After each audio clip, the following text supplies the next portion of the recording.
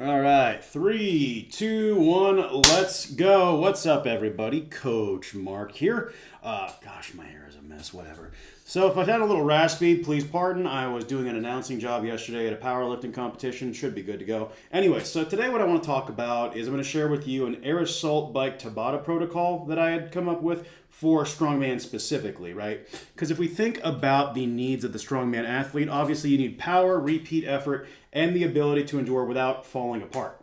And the air bike is one of the best conditioning implements out there. It's the reason you see it on the sidelines at NFL. It's the reason those darn CrossFitters use it. It's just a good all-around piece. You can't go wrong. It's going to train violent acceleration as well as steady output, just like a carry or a sled drag, you know? It's low impact on the joints. It scales to any size or build. Easy to track your progress via calorie output or wattage. And then on top of that, you're just going to build a lot of grit and full body coordination because you're using your arms, you're using your legs. So I really like the air bike. It was one of the best purchases I made for my little training studio. Highly recommend you get your hands on one way or another. Even if you don't get the actual brand, find an old Schwinn Airdyne and then just put a little cyclometer on there. Even if the numbers aren't accurate on it, you can work to beat those numbers, which means even though if they're not accurate, if they're consistent and repeatable, we're still making progress either way, right? But regardless, if we look at the Tabata protocol, just to kind of briefly discuss that, it's 8 rounds of 20 seconds max effort, 10 seconds rest, 4 brutal minutes. It's super simple, but this isn't easy. And I think one of the big mistakes a lot of people make with Tabata is understanding the context of the Tabata protocol itself.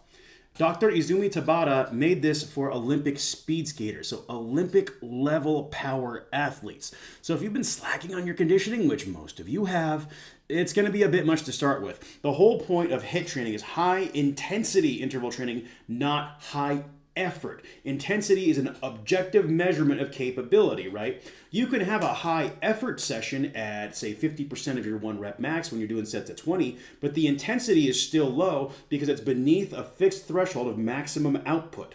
So if you want to build to doing Tabatas and get the most out of them, this is a nice, simple 8-week progression that I've put together here. Works as follows. Week 1 is 3 rounds of 15 on, 45 rest. Week 2, 5 rounds of 15 on, 45 rest. In weeks 3 and 4, we move on. It'll be 4 rounds of 30-30. Then in week 4, it's 6 rounds of 30-20. Week 5, we actually stay the course with 6 rounds of 30-20. Week 6, 4 rounds of 20-10. Week 7, 6 rounds of 20-10. And then in week 8, you're doing the full true Tabata.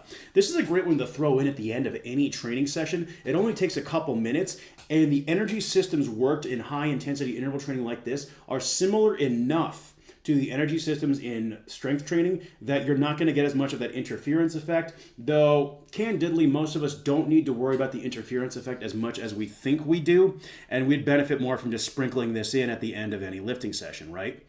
I like using calories as the benchmark, whether it be on an air bike or whatever piece you're using. So for example, if you're on an air assault bike, 50 plus calories in a Tabata is a great goal. Long term, you want to get 70 or more. It's going to teach fatigue, pacing, and consistent output, but it's not going to fry you. This isn't going to take too much out of your recovery.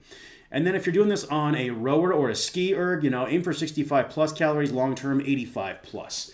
On both of them, if you can hit 100, you're cooking, right? What I'm doing myself is I lift 3 days a week. So one day I'll do this on an air bike, another day I do this on the ski erg, and then on yet another day I do it on the rower. So that gives me 3 really high quality, high intensity interval training sessions at the end of my strength days. And then on my non-lifting days, I just do 20 to 40 minutes of steady state cardio. This is a really good comprehensive way to kind of build both my strength and my conditioning. Because you have to remember, Tabata is all about performance. It's not for longevity. That's where zone 2 comes in. You want to have both, because I don't know about you, but I want to be here for both a good time and a long time. Anyways, that's all I got for you today. Hope you folks are having a good one. Have an awesome rest of your Sunday. I'll see you next time.